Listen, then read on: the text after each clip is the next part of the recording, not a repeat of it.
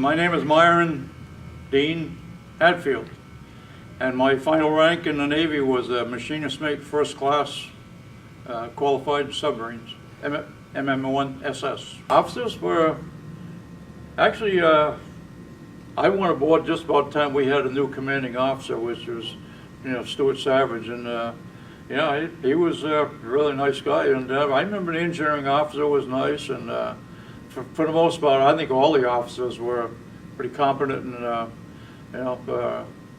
easy to get along with, so it wasn't so much like them against us, it was all pretty much all worked together. So I think actually before I wound up in the engine room, I guess I used to stay on lookout watches, and they got training, and the helm, and the bow planes, stern planes, and driving the ship and keeping it on course and everything. But the engine room stuff kind of came a little bit later. But that was pretty much how it started. Was doing all that stuff. Seaman gang. And, so.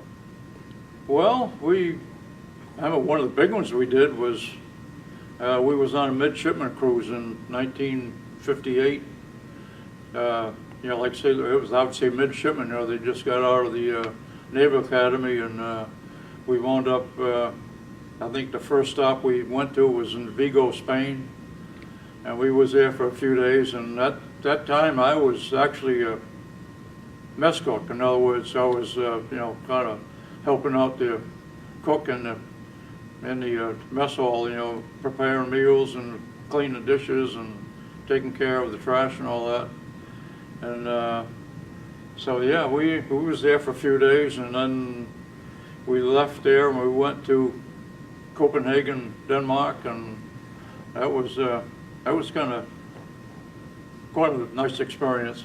We got some time off, and we went to Tivoli Gardens, and and even I don't know if you remember Victor Borger. He came aboard, and he got a tour, and so that was pretty interesting to see him there. So. And then we was on our way to Amsterdam, and then we got intercepted, and we was assigned another duty. So we was on some kind of barrier patrol between like England and Iceland, back and forth. So we did not get to go to Amsterdam, and I guess that lasted for a while. And so after, I don't even remember how many months it was, but then we wound up heading back home. So it probably lasted 2 or 3 months or more. So we was a snorkel boat, so so we could stay actually underwater except for the snorkel, for quite some time. But that could be quite an experience too, depending on how rough the seas were. Because we're just snorkeling along, and the snorkel mast, it got wet, it would close, and you had an engine running, which is sucking up a lot of air. And I can remember sitting back in the engine room watching the altimeter go around, which says, that you're getting less and less air in there, and then, you're sitting there and your ears are popping, and you're going like this here, they're trying to, get your ears to pop, and then after a while, the induction thing would open up, and you get the air back in there, and oh boy. And that was, we did that for several hours at a time, it was depending on where we was at. So, but yeah, we could sit there and snorkel for, quite a few hours, but, it even made it pretty rough sleeping, just sit there with your ears popping, and, but it was all part of the game. Well, we had one of these little compact portable washing machines, like you would have in your home, and that's kind of how we wash some of our clothes, and Yeah, there was a regular shower in the the after battery that we could take a shower like once in a while, not very often, but once in a while.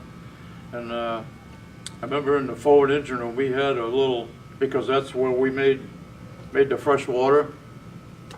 We had a little line that went from the evaporator down into the lower level of the engine room, and we could go down there and just kind of get scrubbed up just a little bit, So, but yeah, it was. Yeah, we stayed pretty decent, pretty clean, and we had, like I say, we could get washed up every day and take a shower once in a while, so, and pretty much kept clothes clean. I remember mattress covers that we had. You could turn it over, and then the next thing was you turn it inside out and then do it again. So yeah, you can make that last quite a while. So.